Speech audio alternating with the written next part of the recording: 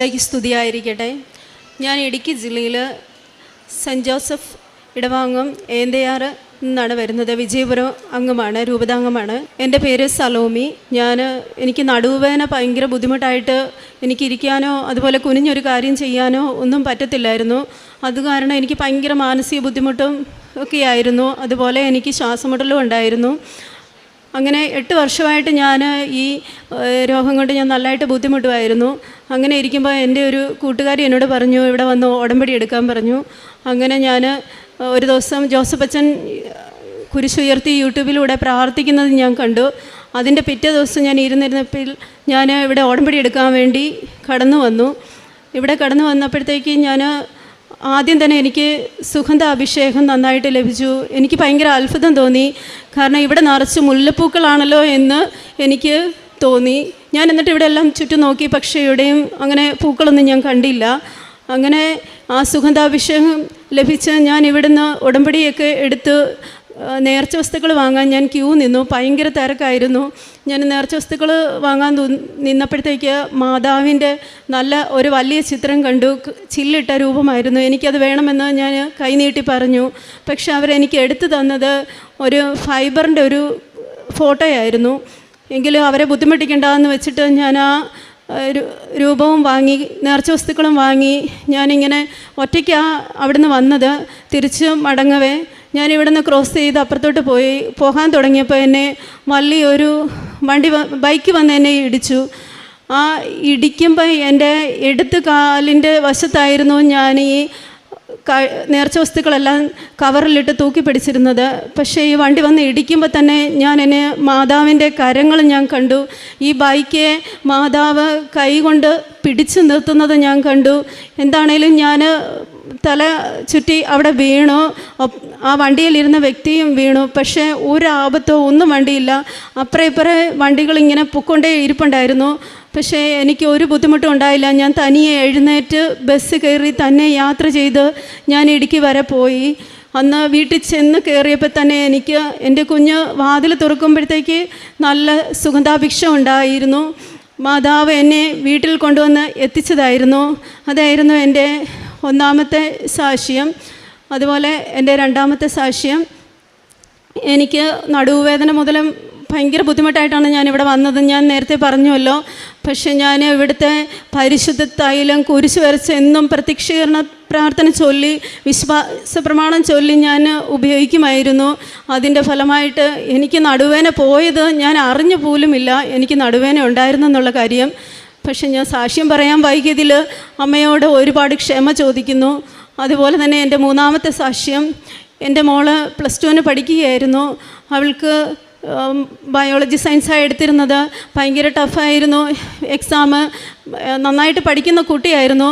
എങ്കിലും ബയോളജിയിൽ ഫിസിക്സ് എന്ന വിഷയം ഭയങ്കര പാടായിരുന്നു. പക്ഷേ കൊച്ചു പരീക്ഷ എഴുതിയിട്ട് എന്നോട് വന്ന് പറഞ്ഞു, അമ്മേ എനിക്ക് ബയോളജിയും ഫിസിക്സിലും ഒക്കെ ഭയങ്കര ബുദ്ധിമുട്ടായിരുന്നു. ബയോളജിക്ക് എനിക്ക് 2 എണ്ണം തെറ്റിപ്പോയിട്ടുണ്ട് അമ്മേ, എനിക്ക് ടോപ്പ് മാർക്ക് കിട്ടത്തില്ല എന്ന് പറഞ്ഞ് ഒരുപാട് വിഷമിച്ച് കരയുകയൊക്കെ ചെയ്തു. അധ്യാപികയെ വിളിച്ച് പറയുകയൊക്കെ ചെയ്തു.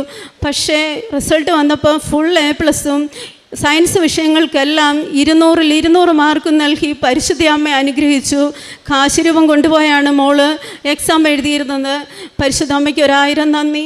അതുപോലെ തന്നെ മൂന്നാമതായിട്ടുള്ള എൻ്റെ ഒരു സാക്ഷ്യം എന്ന് പറയുന്നത് എൻ്റെ ഭർത്താവിൻ്റെ സർട്ടിഫിക്കറ്റിൻ്റെ കാര്യമാണ്. പുള്ളിയുടെ കാസ്റ്റ് സർട്ടിഫിക്കറ്റിന് ഞങ്ങൾ വില്ലേജിൽ സമീപിച്ചപ്പോഴത്തേക്ക് പുള്ളിയുടെ കാസ്റ്റ് തെറ്റായിട്ട് കൊടുത്തിരുന്നതുകൊണ്ട് ഞങ്ങൾക്ക് നോൺ ക്രിമിനലോ ഒന്നും കിട്ടിയിട്ടില്ലായിരുന്നു. അപ്പോൾ കൊച്ച് +2 പാസ്സായി നേഴ്സിങ്ങിന് വിടണമെന്ന് പറഞ്ഞ് ഞാൻ അവിടെ ചെന്ന് നോൺ ക്രിമിനലിന് അപേക്ഷ വയ്ക്കാൻ പോയപ്പോഴാണ് കാര്യം മനസ്സിലാവുന്നത്. അങ്ങനെ ഞങ്ങൾക്ക് വളരെ വിഷമത്തിലായിരുന്നു. അങ്ങനെ ഇരിക്കുമ്പോഴത്തേക്ക് ഇതിൻ്റെ രേഖകൾ വേണമെന്ന് പറഞ്ഞു. അപ്പം ഭർത്താവിൻ്റെ പപ്പായുടെ സർട്ടിഫിക്കറ്റിന് വേണ്ടി വീട്ടിൽ ചെന്ന് നോക്കിയപ്പം ഒരു രേഖയും ഞങ്ങളുടെ കയ്യിലില്ല. പക്ഷേ പപ്പായുടെ വീട്ടിലെല്ലാവരോടും ചോദിച്ചു, പപ്പയുടെ എന്തെങ്കിലും രേഖകൾ കിട്ടുമോ എന്ന്. ആർക്കും ഒന്നും തന്നെ അറിയത്തില്ലായിരുന്നു. പക്ഷേ ഞങ്ങൾ വിശ്വാസപ്രമാണം ചൊല്ലി പ്രത്യക്ഷീകരണ പ്രാർത്ഥനയും ചൊല്ലി ഇടവിടാതെ പ്രാർത്ഥിച്ചു കൊണ്ടേയിരുന്നു.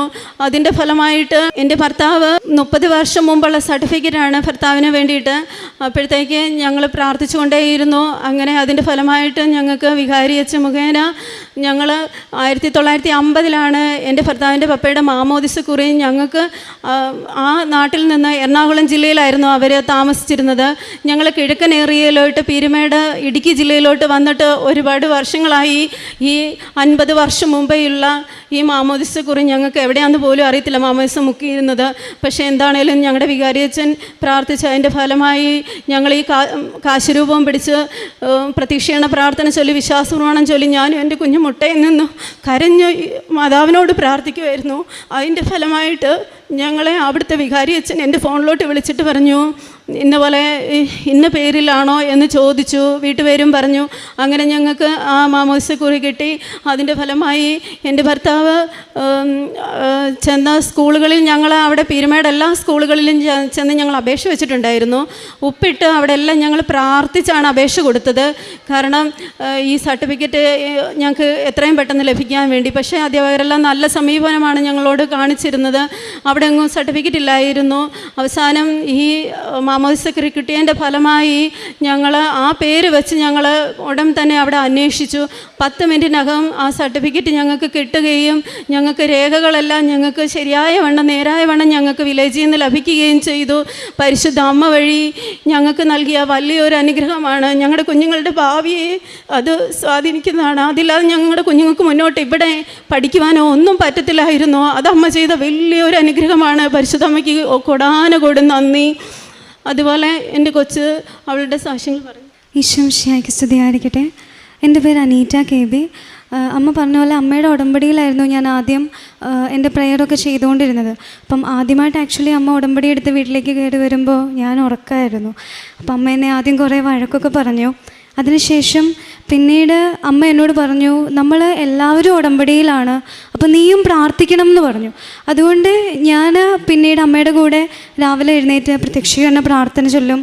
അതുപോലെ എൻ്റെ എക്സാമിൻ്റെ ഒക്കെ ഇടയിലാണേലും അമ്മ എനിക്ക് ഫുഡൊക്കെ ഉണ്ടാക്കി തരും. അപ്പം ഞാൻ ഹോസ്പിറ്റലിലൊക്കെ പോയി അമ്മ എനിക്ക് തന്നു വിടും. അപ്പം അവിടെ പോയിട്ട് ചിലപ്പോൾ എനിക്കിങ്ങനെ സംസാരിക്കാൻ പെട്ടെന്ന് അറിയില്ല, പക്ഷേ ഞാൻ കൂടുതൽ സംസാരിക്കുന്ന ആളാണ് താനും. അങ്ങനെ വരുമ്പോൾ ചിലപ്പോൾ അപ്പച്ചന്മാരുടെ അമ്മച്ചിമാരുടെ ഒക്കെ അടുത്ത് ഈശോനെ എത്തിക്കുക, അടുത്തുനിന്ന് പിള്ളേരൊക്കെ ഇല്ലാത്തവരടുത്ത്. അപ്പം അവരുടെ കൂടെ കൂടുതൽ ടൈം സ്പെൻഡ് ചെയ്തായിരിക്കും പലപ്പോഴും ഞാൻ എൻ്റെ ഉടമ്പടി ചെയ്യുക. പിന്നെ എൻ്റെ കാര്യത്തിലെന്ന് പറഞ്ഞാൽ എനിക്കൊരു സ്കോളർഷിപ്പിന് വേണ്ടിയിട്ട് ഞാൻ 10th ഫുൾ A+ കിട്ടിക്കഴിഞ്ഞപ്പോൾ ഞാൻ അപ്ലൈ ചെയ്തിട്ടുണ്ടായിരുന്നു. അത് കഫേയിൽ പോയിട്ട് ചെയ്തപ്പോൾ ഞാൻ 11th പോകുന്ന സ്റ്റുഡൻ്റാണ്. അപ്പം എൻ്റെ സ്റ്റുഡൻ്റ് ID വെച്ചിട്ട് അവർ ഡിഗ്രി ലെവലിലേക്കാണ് അപ്ലൈ ചെയ്ത് വിട്ടത്. അങ്ങനെ വന്നപ്പോഴേക്കും അങ്ങനെ ഒരു സ്റ്റുഡൻ്റ് എക്സിസ്റ്റ് ചെയ്യുന്നുമില്ല. അപ്പം എനിക്ക് ആ ഒരു സ്കോളർഷിപ്പ് കിട്ടാനായിട്ടൊരു ചാൻസും ഇല്ലാണ്ടായി. മാത്രമല്ല പിന്നീട് +2-നാണെങ്കിലും അത് തുടർന്ന് പോകുന്നൊരു സ്കോളർഷിപ്പായിരുന്നു. അപ്പോൾ എനിക്കതിന് ഒരു ചാൻസും ഇല്ലാണ്ടായി. അങ്ങനെ വന്നപ്പോൾ ഞാൻ പ്രത്യക്ഷീകരണ പ്രാർത്ഥന ചൊല്ലി നന്നായിട്ട് പ്രാർത്ഥിച്ചു. ആദ്യമൊക്കെ അത് തിരുവനന്തപുരത്തേക്ക് തന്നെ നമ്മൾ ഹെൽപ്പ് ലൈൻ നമ്പർ എടുത്ത് വിളിക്കണമായിരുന്നു. അപ്പോൾ ആദ്യം വിളിച്ചപ്പോൾ അവരൊരു റിപ്ലൈ ഇല്ലായിരുന്നു. എടുത്തവരൊക്കെ ഇത്തിരി ദേഷ്യപ്പെട്ടൊക്കെ സംസാരിച്ചു. പിന്നെ ഞാൻ പ്രത്യക്ഷീകരണ പ്രാർത്ഥന ചൊല്ലി തന്നെ മാതാവിനെ മുറുകെ പിടിച്ച് പ്രാർത്ഥിച്ചു. അങ്ങനെ അതിൻ്റെ ഫൈനൽ ഡേറ്റിൻ്റെ ആ ഒരു ലാസ്റ്റ് അവേഴ്സിലാണ് ഞാൻ പിന്നീട് ഫൈനലായിട്ട് ഒന്നുകൂടെ കോൾ ചെയ്യാമെന്ന് വിചാരിക്കുന്നത്. അങ്ങനെ വിളിച്ചപ്പോൾ ഒരു സാറാണ് എടുത്തത്. അവരപ്പം തന്നെ ഒരു ലേഡി ആയിരുന്നു. അവരപ്പം തന്നെ അത് ക്യാൻസൽ ചെയ്ത് വിട്ടു. അവിടുന്ന് എൻ്റെ കംപ്ലീറ്റ്ലി ക്യാൻസൽ ചെയ്തിട്ട് എനിക്ക് ഒന്നേന്ന് ചെയ്യാനായിട്ടുള്ളൊരു അവസരം തന്നു. അങ്ങനെ എനിക്കത് ചെയ്യാൻ സാധിച്ചു. അതുപോലെ തന്നെ എൻ്റെ +2-ൻ്റെ അമ്മ പറഞ്ഞ പോലെ തന്നെ ഞാൻ അത്യാവശ്യം പഠിക്കുന്ന കൂട്ടത്തിലാണ്, പക്ഷേ എനിക്ക് കൂടുതലും ഭയങ്കര ടെൻഷനുള്ള കൂട്ടത്തിലാണ്. അപ്പം ഞാൻ ചെയ്തതിൽ കുറച്ച് മിസ്റ്റേക്സ് വന്നു. ലാബ് എക്സാംസും അങ്ങനെ ഫിസിക്സും ഒക്കെ കുറച്ച് മിസ്റ്റേക്സ് വരുത്തി. അപ്പം എനിക്കറിയായിരുന്നു ഞാൻ കുറേ തെറ്റ് വരുത്തിയിട്ടുണ്ട് എന്നെനിക്ക് നല്ല ബോധ്യമുണ്ടായിരുന്നു. പക്ഷേ എൻ്റെ റിസൾട്ട് വന്നപ്പോൾ ഞാൻ തെറ്റിച്ചതുപോലും എനിക്ക് നല്ല മാർക്കായിട്ടാണ് മാതാവ് തന്നത്. അതിനൊത്തിരി നന്ദി പറയുന്നു. പിന്നെ ഞാൻ അമ്മയുടെ കൂടെ എപ്പോഴും ഉടമ്പടിയുടെ കാര്യങ്ങളിൽ ഞാനും ഉണ്ടായിരുന്നു. ഇപ്പോൾ പത്രമൊക്കെ ആണെങ്കിലും ഞാൻ ആദ്യം തന്നെ ഇങ്ങനെ അമ്മ വീട്ടിലേക്ക് മാതാവ് വരുമ്പോൾ കിടന്ന് ഉറങ്ങിയതുകൊണ്ട് തന്നെ എനിക്ക് നല്ല വിഷമമുണ്ടായി. അപ്പോൾ പിന്നെ അമ്മ പറഞ്ഞു, ഓക്കെ കുഴപ്പമില്ല, അമ്മയുടെ കൂടെ ചേർന്ന് ഉടമ്പടിയൊക്കെ ചെയ്യാനായിട്ട് എന്നെ കൂട്ടി. അങ്ങനെ ഉടമ്പടിയിലും പ്രാർത്ഥനാ ജീവിതത്തിലും കുറേ മാറ്റങ്ങൾ വരുന്നതിന് അമ്മയുടെ ഉടമ്പടി ഒത്തിരി നിയോഗമായി. അമ്മയുടെ ഉടമ്പടി നിന്നുകൊണ്ട് ഞാനിപ്പോഴും ഉടമ്പടിയിലാണ്. ഒരു പുതിയൊരു വേയിലേക്ക് അമ്മ എന്നെ എത്തിച്ചു. അതിന് മാതാവിന് നന്ദി പറയുന്നു. ഉടനെ സാക്ഷ്യം പറയാൻ പറ്റുമെന്ന് വിശ്വസിക്കുന്നു. ഈശോയെ നന്ദി, ഈശോ ആരാധന. പ്രാർത്ഥനാ ജീവിതം ഉടമ്പടി എടുത്തതിന് ശേഷം എനിക്ക് നന്നായിട്ട് പള്ളിയിൽ പോകുവാനും കുമ്പസാരിക്കുവാനും അതുപോലെ പ്രേക്ഷിത പ്രവർത്തനങ്ങൾ ചെയ്യുവാനും അതുപോലെ മറ്റുള്ളവർക്ക് വേണ്ടി പ്രാർത്ഥിക്കുവാനും മക്കളെ കൂടുതൽ വിശ്വാസത്തിൽ നയിക്കുവാനും എനിക്ക് സാധിച്ചു. അതുപോലെ എൻ്റെ കാരുണ്യ പ്രവൃത്തി എന്ന് പറഞ്ഞാൽ പൊതിച്ചോറ് എല്ലാ ഗവൺമെൻറ് ഹോസ്പിറ്റലിലും കൊടുക്കും. അതുപോലെ എല്ലാ ആഴ്ചയിലും ഞാൻ ചൊവ്വാഴ്ച ദിവസങ്ങളിൽ ഉപവസിച്ച് ഞാൻ ഭക്ഷിക്കുന്ന ഭക്ഷണം ഞാൻ പൊതിച്ചോറായിട്ട് കെട്ടി എനിക്ക് അറിയാവുന്ന ആരെങ്കിലുമൊക്കെ ഭക്ഷണം ഇല്ലാതെ പോകുന്നവരെ കാണാൻ എനിക്ക് പറ്റും. ഞാൻ മാതാവിനോട് പ്രാർത്ഥിക്കും. അങ്ങനെ വഴിയരികിൽ ഇരിക്കുന്ന ആർക്കെങ്കിലും ഞാൻ ഈ ഭക്ഷണം എത്തിച്ചു കൊടുക്കും. അതുപോലെ പൈസയായിട്ട് എന്നെക്കൊണ്ട് പറ്റുന്ന പോലത്തെ ഇത് ഞാൻ ചെയ്യും. അതുപോലെ ഞാൻ ജോലി സ്ഥലങ്ങളിൽ എനിക്ക് അവിടെ ഇരുന്ന് ധ്യാനം കേൾക്കുവാനും സാക്ഷ്യങ്ങൾ കേൾക്കുവാനും കൂടുതൽ ആത്മീയമായിട്ട് വളരുവാനും എനിക്ക് ജോലി സ്ഥലത്തിൽ മാതാവ് എനിക്ക് അവസരം ഒരുക്കി തന്നു. അതിന് 1000 നന്ദി പറയുന്നു. ഏകമാണ് എനിക്ക് മാതാവ് ചെയ്തു തന്ന വലിയ അനുഗ്രഹങ്ങൾ. ഈ വലിയ അനുഗ്രഹങ്ങൾ ചെയ്തു തന്ന മാതാവിനും തിരുക്കുമാരനും 1000 നന്ദി അർപ്പിക്കുന്നു. ലൂക്കായുടെ വിശുദ്ധ സുവിശേഷം 1:49 ശക്തനായവൻ എനിക്ക് വലിയ കാര്യങ്ങൾ ചെയ്തു തന്നിരിക്കുന്നു. ഇവിടെ സലോമിയും മകളും ഒരുമിച്ച് തങ്ങളുടെ സാക്ഷ്യങ്ങൾ ദൈവാനുഭവങ്ങൾ പങ്കുവയ്ക്കുമ്പോൾ തങ്ങളുടെ കുടുംബത്തിന് കിട്ടിയ ഓരോ ദൈവം തങ്ങളുടെ കുടുംബത്തെ സന്ദർശിച്ച ഓരോ അനുഭവങ്ങളും അത് തങ്ങൾക്ക് എങ്ങനെയാണ് ഏറ്റവും കൃപയായത് എന്നുള്ളതാണ് ഈ മക്കൾ പറയുന്നത്. ഓരോ രോഗസൗഖ്യങ്ങളൊക്കെ പറയുന്നുണ്ട്. അതുപോലെ പഠന മേഖലകളിൽ ഉണ്ടായ തടസ്സങ്ങളൊക്കെ എങ്ങനെ മാറുന്നു. പ്രത്യേകിച്ച് ഒരു സർട്ടിഫിക്കറ്റിൻ്റെ തൻ്റെ ഹസ്ബൻഡിൻ്റെ കാസ്റ്റ് സർട്ടിഫിക്കറ്റ്, ആ സർട്ടിഫിക്കറ്റ് കിട്ടിയില്ലെങ്കിൽ തൻ്റെ മക്കളുടെ വിദ്യാഭ്യാസം തന്നെ വളരെ അനിശ്ചിതത്വത്തിലാകുമായിരുന്നു. എന്നാൽ ആ സർട്ടിഫിക്കറ്റ് ലഭിക്കുവാൻ യാതൊരു ചാൻസും ഇല്ല. എല്ലാം വളരെ വ്യക്തമാണ്. സാക്ഷ്യത്തിൽ 30 വർഷം മുമ്പുള്ള സർട്ടിഫിക്കറ്റിൽ ആ രേഖകളൊക്കെ, അതും ഇവരിന്ന് താമസിക്കുന്നത് ഇടുക്കിയിൽ എറണാകുളത്ത് ആയിരുന്നപ്പോൾ തങ്ങൾക്ക് ലഭിക്കേണ്ട ഒരു സർട്ടിഫിക്കറ്റിനെ കുറിച്ചാണ് പറയുന്നത്. ആർക്കും ഒരറിവുമില്ല. 50 വർഷങ്ങൾക്ക് മുമ്പൊക്കെയുള്ള കാര്യങ്ങളെന്നാണ് പിന്നീട് ഹസ്ബൻഡിൻ്റെ പപ്പയെ പരാമർശിച്ചുകൊണ്ട് പറയുന്നത്. അപ്പോൾ നാം ഇതൊക്കെ കേൾക്കുമ്പോൾ ഇവിടെയൊക്കെയാണ് ഒരിക്കലും നടക്കാത്ത കാര്യങ്ങൾ, അതായത് നമുക്ക് നടക്കില്ല എന്നുള്ള കാര്യങ്ങൾ തന്നെ നാം ഉടമ്പടിയിൽ വയ്ക്കണമെന്നാണ് ബഹുമാനപ്പെട്ട VP ജോസഫ് അച്ഛൻ പറയുക. മനുഷ്യന് ചെയ്യാൻ പറ്റാത്ത കഠിന രക്ഷാകര പദ്ധതികൾ ഉടമ്പടിയിലൂടെ എങ്ങനെയാണ് അതിന് അതൊക്കെ ചെയ്ത് നമുക്ക് ലഭിക്കുവാൻ വേണ്ടിയിട്ടുള്ള ഓരോ പദ്ധതികൾ എങ്ങനെ ദൈവം നമുക്ക് വേണ്ടിയിട്ട് തയ്യാറാക്കുന്നു.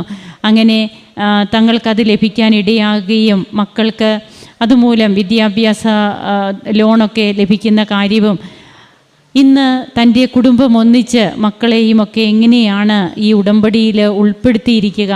നാം മാതാപിതാക്കൾ ഉടമ്പടിയെടുത്ത് മക്കളുടെ കാര്യത്തിന് വേണ്ടിയിട്ട് പ്രാർത്ഥിക്കുന്നതൊന്നും കുഴപ്പമില്ല. എന്നാൽ അവരെ കൂടി ഉടമ്പടിയിൽ ഉൾപ്പെടുത്തണം. അവരും കൂടി ചേർന്നുള്ളതാകണം ഉടമ്പടി. പ്രായപൂർത്തിയാകാത്ത മക്കളാണെങ്കിൽ അവരെ കൂടി ഉൾപ്പെടുത്തിക്കൊണ്ട് എല്ലാ കാര്യത്തിനും അവരും കൂടി ഉടമ്പടിയുടേതായ ഒരു ജീവിതം നയിക്കുമ്പോൾ പിന്നീട് ആ മക്കൾക്കും സന്തോഷത്തോടെ എങ്ങനെയാണ് ദൈവം തങ്ങളുടെ ജീവിതത്തിൽ കൃപകൾ വർഷിക്കുന്നതെന്നും ആത്മീയ ജീവിതത്തിലൊക്കെ ഇന്ന് ഈ മകൾക്ക് വന്ന മാറ്റം അമ്മയുടെ ഉടമ്പടിയിലൂടെ തനിക്ക് എന്തെല്ലാമാണ്, എത്രയേറെയാണ് ഈശോയിലേക്ക് അടുക്കാൻ സാധിച്ചതെന്നൊക്കെ നാം കേട്ടു. അങ്ങനെ ശക്തനായവൻ ചെയ്ത വൻ കാര്യങ്ങളെക്കുറിച്ച് അമ്മ സ്തോത്രഗീതത്തിൽ പറയുന്നത് പോലെ ഈ അൾത്താരയിൽ അമ്മയുടെ അപദാനങ്ങൾ പ്രകീർത്തിച്ച് ഓരോ മക്കളും ദൈവത്തെ മഹത്വപ്പെടുത്തുമ്പോൾ നമുക്കും കരങ്ങളടിച്ച് ദൈവത്തെ ആരാധിക്കാം. ഈശോയ്ക്കും അമ്മയ്ക്കും നന്ദി പറയാം.